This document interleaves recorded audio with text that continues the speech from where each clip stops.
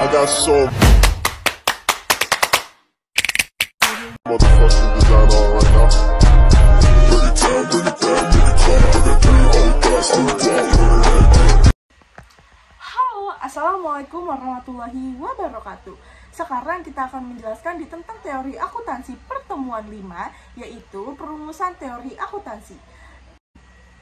Teori adalah susunan konsep, definisi, dan dalam yang menyajikan pandangan yang sistematis fenomena dengan menunjukkan hubungan antara variabel yang satu dengan yang lain, dengan maksud untuk menjelaskan meramal fenomena.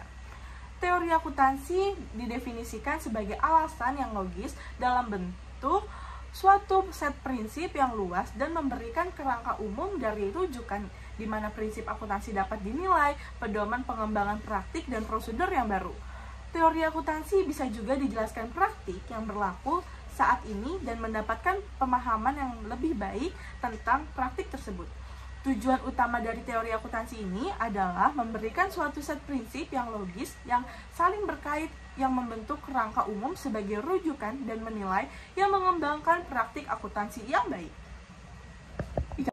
Venocam 1986 menemukan fungsi dari adanya teori akuntansi sebagai berikut. 1. Menjadi kepenggangan bagi lembaga penyusunan standar akuntansi dalam penyusunan standarnya. Dan kedua, memberikan kerangka rujukan untuk menyelesaikan masalah akuntansi dalam hal ini tidak adanya standar resmi. Dan yang ketiga, menentukan batas dalam hal melakukan adjustment dalam penyusunan laporan keuangan.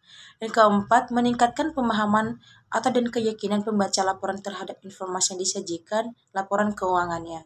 Dan yang kelima, meningkatkan kualitas laporan yang dapat diperbandingkan. Menurut Hendriksen 1982 mengemukakan juga kegunaan teori akuntansi ini sebagai berikut. 1. Memberikan kerangka rujukan sebagai dasar untuk menilai prosedur dan praktik akuntansi. Dan yang kedua, memberikan pedoman terhadap praktik dan prosedur akuntansi yang baru. Menurut Webster Tripp atau New International Dictionary atau mendefinisikan teori sebagai suatu susunan yang saling berkaitan tentang hipotesis, konsep, dan prinsip pragmatis yang membentuk kerangka acuan untuk bidang yang dipertanyakan. Atau McDonald's juga memberikan 3 elemen teori, yaitu 1. Membuat kode sebagai simbol fenomenal. Yang kedua, mengombinasikan sesuai dengan peraturannya. Dan yang ketiga, menerjemahkan ke dalam fenomena yang sebenarnya terjadi. Kenneth S. Morse tahun 1982 mendefinisikan teori sebagai suatu pernyataan sistematik mengenai peraturan atau prinsip yang mendasari atau memandu suatu set fenomena. Karenanya, teori adalah penjelasan yang sistematik dan saintifik. Dia menambahkan bahwa teori memiliki 3 dimensi sebagai berikut. Yang pertama, reduksionis, yang berarti bahwa teori itu dimulai dari asumsi-asumsi di mana teori itu tidak langsung merujuk ke objek yang diobservasi atau yang dipersepsikan. Yang kedua, instrumentalisme, yang berarti teori adalah instrumen atau alat menghitung yang digunakan untuk menilai pernyataan observasi.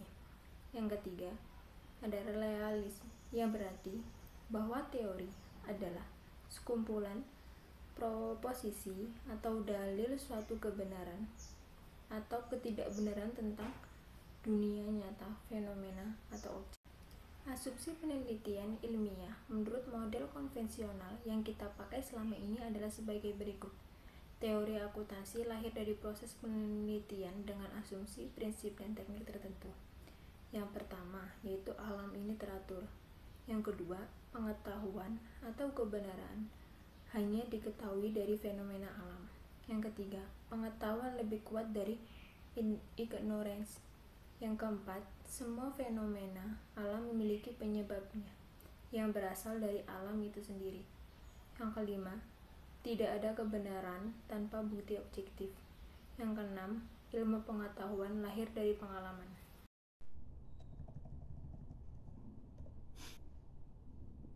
Satu. Teori dan pembuatan kebijakan akuntansi. Teori akuntansi berkaitan erat dengan penyusunan kebijaksanaan akuntansi. Teori bersama faktor politik dan kondisi sistem ekonomi akan menentukan pembuatan kebijakan akuntansi. Yang kedua, metode perumusan atau konstruksi teori. Merumuskan teori akuntansi atau dengan kata lain, melakukan penelitian akuntansi meski memiliki metode. 3. Pendekatan dalam perumusan teori. Teori adalah yang direduksi dari kenyataan atau praktik. Menurut Godfrey et al. Tahun 1992, dalam mengaitkan antara teori atau dunia abstrak dan kenyataan atau dunia pengalaman, dikenal 3 hubungan dalam struktur teoritis: sintetik, sematik, dan parametik. 4. Penulisan teori akuntansi. Dalam literatur, dikenal beberapa pendekatan dalam perumusan teori akuntansi. Masing-masing penulisan memberikan metode yang diikutinya.